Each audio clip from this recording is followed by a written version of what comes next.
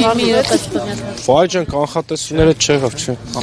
Ինչ եղավ։ Վկայի դատավարական կարգավիճակում մենք Վկայի դատավարական կարգավիճակում կանչել էին պարոն Մխիթարյանին հարցաքննության, պարոն Մխիթարյանը օգտվելով լռելու իրավունքից հաշվի առնելով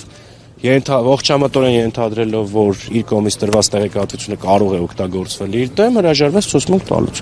Այսքան բան կարող եմ ասել։ Գործը վերաբերում է վարչական վարույթին 2024 թվականի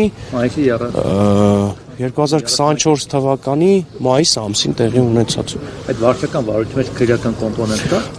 Այս բանը կդժվարանամ ասել։ Եթե հստակ քրեական կոմպոնենտ լիներ, պարոն գիտեք, արդեն մեղադրելի կարգավիճակ կունենար իմ պաշտպանյալը։ Բայց եթե հրավիրել են, ուրեմն քրեական կոմպոնենտ եղել է, քրեական վարույթ է, չէ՞։ Դե ասացի, հիմա հստակ չեմ կարող ասեմ, էլի։ Վարչականով չեն կանչի, չէ՞։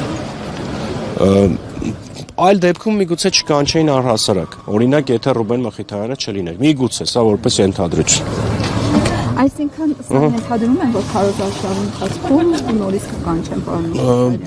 Ճիշտն ասած, այսպես ասած, մենք խնդրեցինք ճակերտավոր, որ մեզ չանհանգստացնեն այս ժամանակահատվածում, եթե կարող են, մեզ էլ այսպես ասած խոստացան, որ չեն անհանգստացնի։ Տեսնենք, իրենց խոսքը կպահեն, թե ոչ։ Ահա հանկարծ այսպես նոր հանգամանքների հայտ։ Միգուցե։